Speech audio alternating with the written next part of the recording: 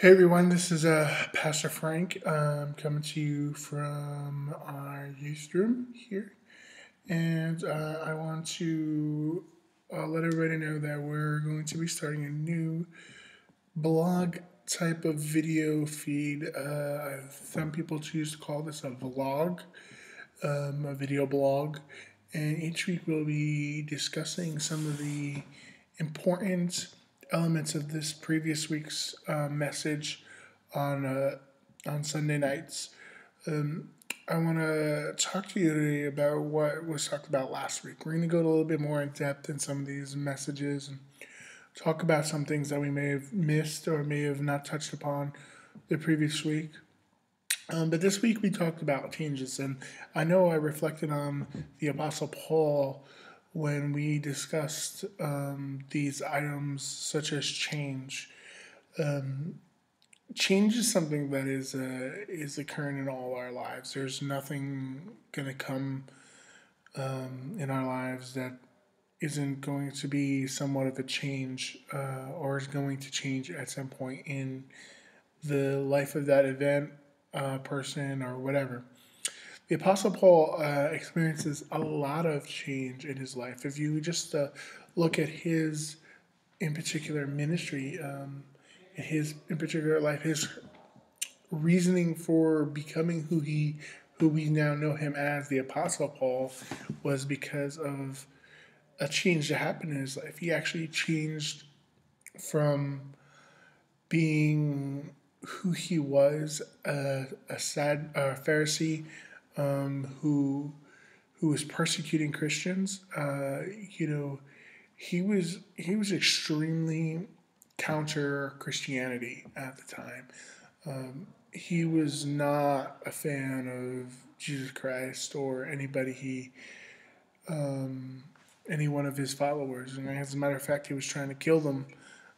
So the first thing that happens in Paul's life is a dramatic change, a shift of philosophy.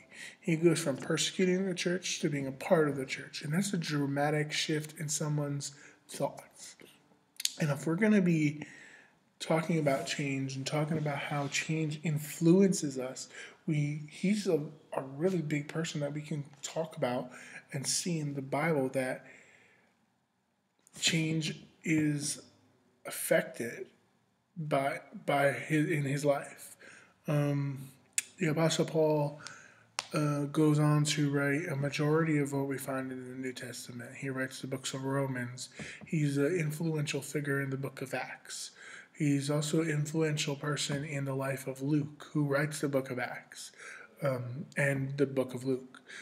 He writes several epistles to several churches. Some examples are he writes to the church of Corinth twice. We have two letters that in our Bible that he writes to and becomes very influential. He writes to Timothy.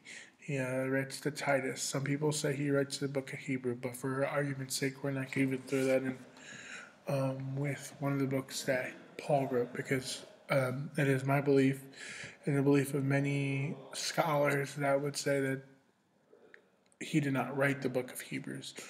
On this aspect, I want to take a look into more of like Paul's life. We look at Paul and how he reaches the people. I want to just say one thing briefly, and then maybe talk about some other things here. Is Paul? He is he in the beginning is very judgmental. And we see Paul in his early writings come off very hard on some people. As we look at his later writings and the prison epistles and the pastoral epistles, as he writes to others, and what he says, it's a different. It almost sounds. We know that it's the same man, but it sounds like it's a different Paul writing those letters. The Paul who had a little bit maybe of pride, maybe a little bit of arrogance, has become humbled, has understand how to walk the true path of life with Jesus Christ. Change is inevitable. Change will happen. And Paul experiences it, not just in his salvation, but in the process of working with him. Paul gets saved, and there's a process of of uh, of him becoming who God had for him, and change is going to happen into our lives. Change needs to happen inside of our lives. Like I said, change is we need to have it.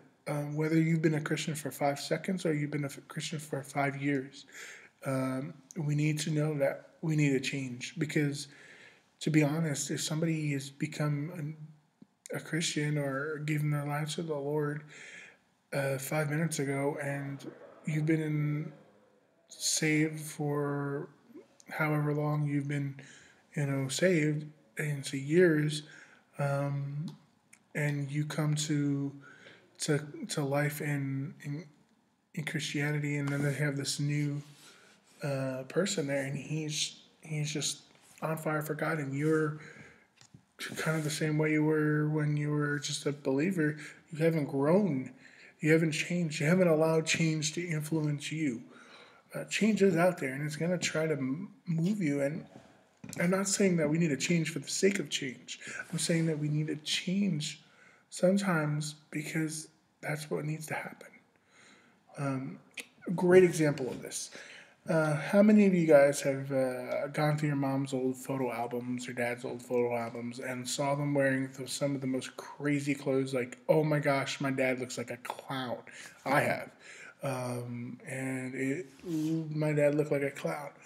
But just like only a few years ago, that same style, bell-bottom jeans, was like the hit and craze in America. And we were wearing the same thing our parents were wearing years ago.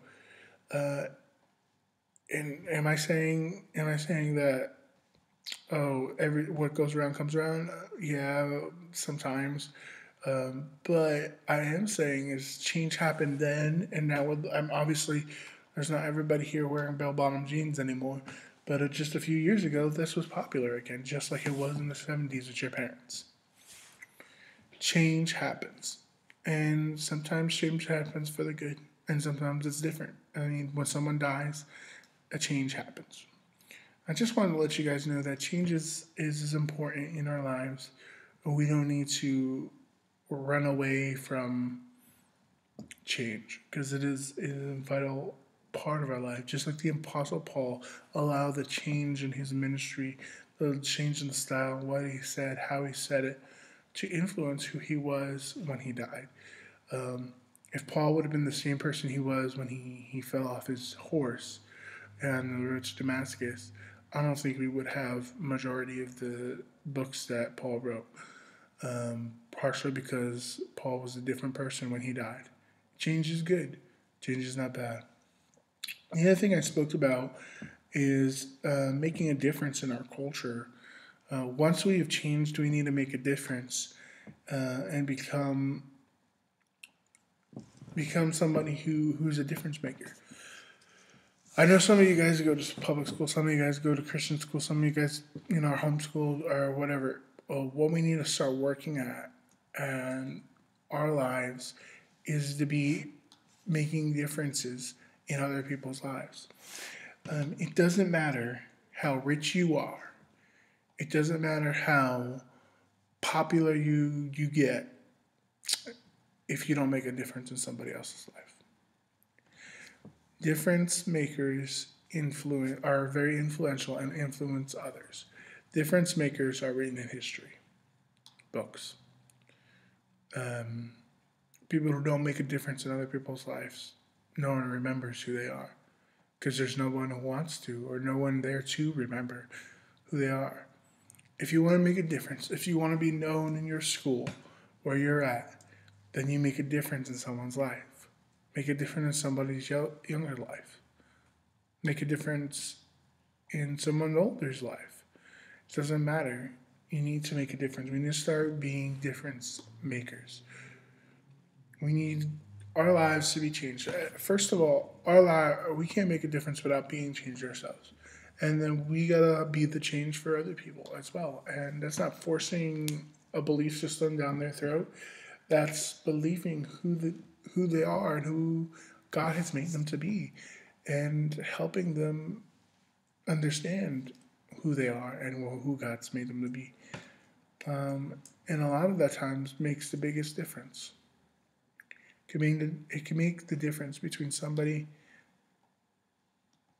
saying, I have nothing to live for, and killing themselves, or saying, someone believes in me and I'm going to try. I talked about this guy, Martin Luther, on Sunday, and many of you guys may not know who he is. He actually is the founder of the movement that basically the whole Protestant movement. Martin Luther is basically, if you ever heard of the Reformation, he's the guy that's basically started the Reformation. He said, God didn't come and just come for certain people, or God didn't come so that we could have somebody else going to pray for us on our behalfs. God didn't come so that we can buy indulgences, which were like items and stuff that you needed to buy in order to like pray right, or to be heard. And sometimes they would pray for people who were dead, and it's just a lot of things that aren't necessarily scriptural that they were talking about. And Martin Luther saw in the Bible and said, well, why, one, can't the Bible be read by the commoner? And two, why do we need to do these things? It doesn't say that in scriptures. These aren't important aspects, and we're making too big of a deal about too small or insignificant things. And that's how we have the Protestant church come out of that. And a lot of differences in the Protestant and Catholic churches. But that's for another day. So I talked about I started talking about Martin Luther. He started the revolution that transformed millions, if not billions, of lives. Today, there are many other denominations and fellowships within the Protestant movement and the Protestant church. Many different churches, Methodist, Lutheran, the Pentecostal churches, so on and so on, that you want to talk about, that came from, what Martin Luther did on the Reformation. Many years later, some, and obviously the Lutheran Church. And we do that. He started something. He made a difference in someone's life. Something changed him, because he was a priest in the Catholic Church. Something changed him.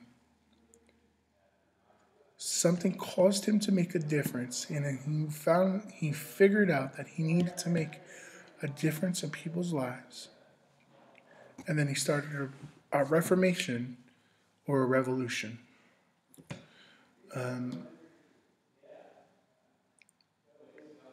You have that opportunity today. I talked about this. We are at Revolution Youth Movement. We are a revolution, and we're starting to make a revolution of students in our area, in our Sacramento area, and wherever you're hearing this from. Your goal is to make a revolution in your homes, in your schools, in your workplaces, in your businesses, in your area, and to start something that will make a difference, that started with a small change in someone's heart. I'll see you guys next week.